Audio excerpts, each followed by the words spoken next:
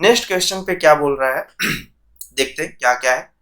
ठीक, एक लेडर है जिसकी लेंथ ऑफ मेरे पास यहाँ से ऐसा एक लेडर ऑफ गिवन है क्वेश्चंस पे। लेंथ ऑफ कितना है, एल है। Slipping with ends against a vertical wall and horizontal floor at a certain moment the speed of the end in contact with the horizontal floor is V. एक ladder है, इस तरह से of लगा हुआ है, जो हॉरिजॉन्टल से और वर्टिकल से ऑफ अटैच है वो मेरे पास। और ये कैसा, इसके एक इंड की जो हॉरिजॉन्टल को टच कर रहा है, इसके इंड की वेलोसिटी ऑफ कितनी है, ए पॉइंट की वेलोसिटी वी है। ए पॉइंट की जो वेलोसिटी ऑफ है यहाँ पर से, ये मेरे पास कितनी है, यहाँ पर वी है। ठीक है, अब कैसा बोल रहा है कि make an angle alpha is equal to 30 degree, और यहाँ से जो एंगल भी बना रहा है ये कितने डिग्री का है, क्वेश्चन के अकॉर्डिंग 30 डिग्री का एंगल है, जो अल्फा की वैल्यू क्वेश्चन में मेंशन है।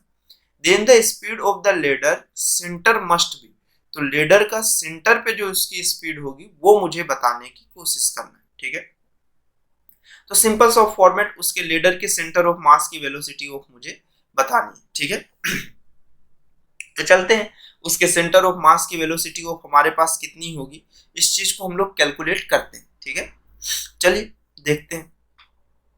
तो अगर यहां से मैं कैलकुलेट करना स्टार्ट करूं, तो सबसे पहले तो मैं तो इसका आईसीआर फाइंड कर लूं कि आईसीआर मुझे ये बताएगा। यहां से मैं इसके परपेंडिकुलर चला, क्योंकि अगर ये पॉइंट ऑफ ए है तो इसके पहले एक काम ही करते हैं, ए और बी पॉइंट की हम लोग रिलेटिव वेलोसिटी फाइंड कर लेते हैं। तो ए पॉइंट की जो वेलोसिटी ऑफ आई है, ये मुझे क्वेश्चन में गिवन है, वी ए पॉइंट की वेलोसिटी वी ए है।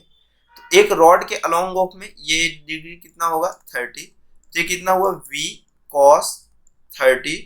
इसके परपेंडिकुलर डायरेक्शन में कौन सा हो जाएगा, वी साइन 30। और अगर ये 30 डिग्री है तो ये कितना हुआ 60 डिग्री। ये लेडर ऑफ नीचे की डायरेक्शन में जा रहा था, ये कौन सा हुआ वी बी।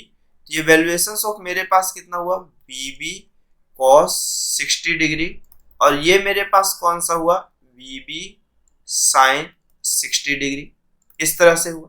ठीक है, अब ये दो चीज देखने को मिली मुझे। ठीक है, तो अगर यहां से मैं देखूं तो मुझे यहां पर से वीबी की जो वैल्यू देखेगी, रॉड के अलोंग वेलोसिटी ऑफ कैसी होगी, सेम होगी।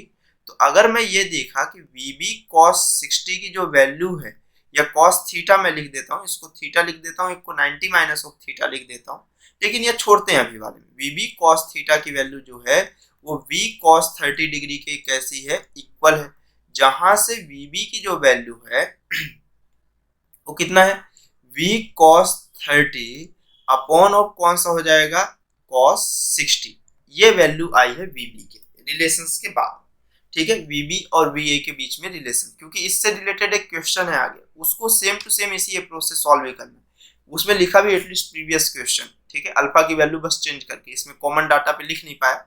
ठीक है, अब अगले स्टेप पे अगर देखो तो आपको क्या फाइंड करना है, मुझे सबसे पहले आईसीआर फाइंड करना है, उसके रिस्पेक्ट में उसके सेंटर ऑफ मास की वेलोसिटी मुझे बताना है। तो आईसीआर के लिए अगर ये पूरे रॉड की लेंथ ऑफ एल है, तो मेरे पास अगर ये एंगल 30 डिग्री है तो ये एंगल कितना होगा 60 डिग्री हो जाएगा। कितना डिग्री हो जाएगा 60 डिग्री। तो अगर ये लेंथ एल है तो ये वैल्यूएशन ऑफ मेरे पास यहाँ से यहाँ तक की जो लेंथ जाएगी, और ये जो लेंथ जाएगी ये कितनी हो जाएगी एल कॉस, सॉरी ये हो जाएगा एल कॉस 60 डिग्री, और ये हो जाएगा एल साइन 60 डिग्री। ये कितना हो जाएगा मेरे पास एल साइन 60 डिग्री हो जाएगा। अब आईसीआर की डिस्टेंस को पूछा है, तो इसके रिस्पेक्ट में ओमेगा सभी का कैसा होगा, सेम होगा। तो ओमेगा इज इक्वल टू, यहां पर से मेरे पास जो परपेंडिकुलर ऑफ वेलोसिटी है v upon of L sine 60 या एल कॉस 60 मैं लिख देता हूं, एल कॉस 60 ओमेगा, ये ए वाले पार्टिकल की है, ये वाली वेलोसिटी को मैं, ये आईसीआर पॉइंट है मेरे पास, तो आईसीआर पॉइंट से ओमेगा इंटू ओमेगा के लिए वैल्यू कैसे निकालोगे आप, translation velocity into perpendicular distance. तो ये कितना है v, और ये कितना हुआ l cos 60 हो गया। जहां पर से आपको ये देखने को मिलेगा और उसी तरह से इस इंड के लिए देखना है।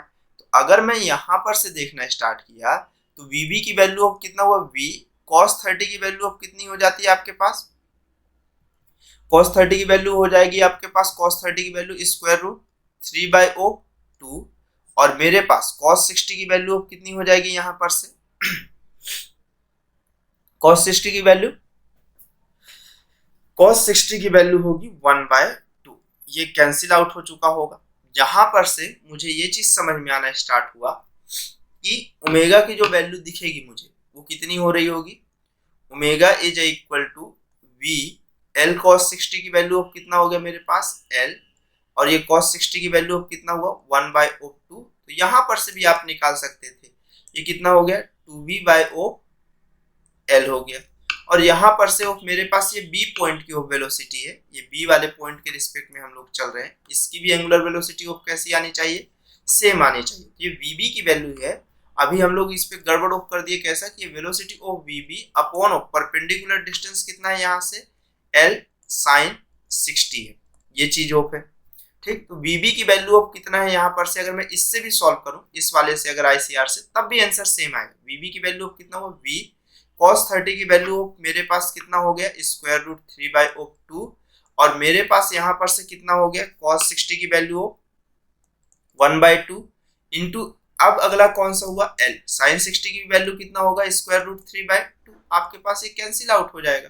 फिर से आपको देखो 2v/l, ओमेगा की वैल्यू हमेशा ICR वाले पॉइंट से कैसी रहनी है, सेम रहनी, क्योंकि ये instantaneous of axis of rotation होता है। पूरी बॉडी इस इंस्टेंट के में इसके रिस्पेक्ट में क्या कर रही है, रोटेट ऑफ कर रही है। ठीक है, तो यहाँ पर से ओमेगा की वैल्यू कितना हो गया 2v/of कितना हो गया l हो गया। ठीक है, अब मैं क्या किया कि एक लाइन ऑफ ड्रॉ किया जो इसके कैसा है, जस्ट ऑफ परपेंडिकुलर है इस लाइन के, ऐसा।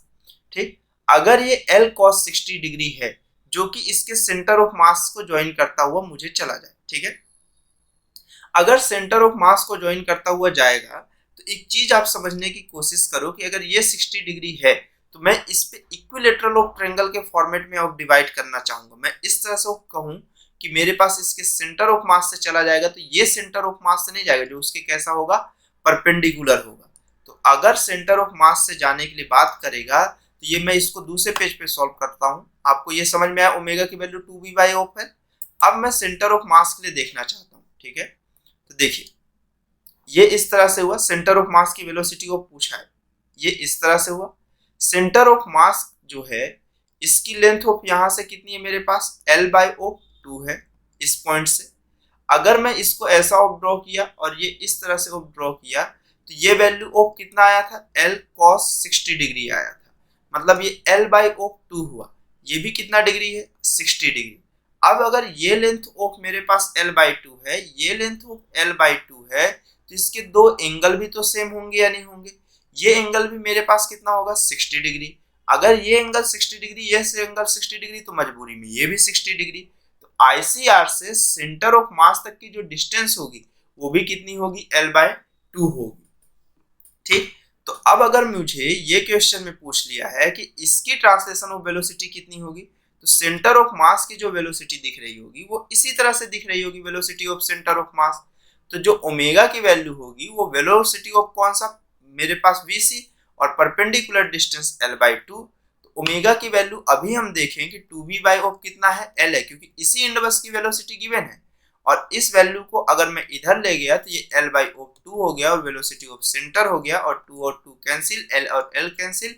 वेलोसिटी ऑफ सेंटर की वैल्यू किसके इक्वल होगी, v के इक्वल होगी।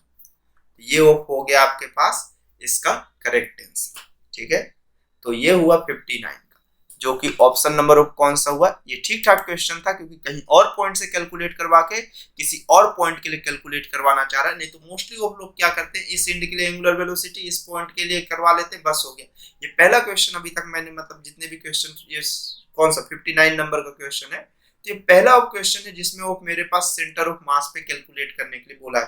क्लास में भी बहुत से क्वेश्चन करवाए, लेकिन कोई भी क्वेश्चन में मेरे पास अभी तक मैंने सेंटर ऑफ मास पे कैलकुलेट करके नहीं दिया था।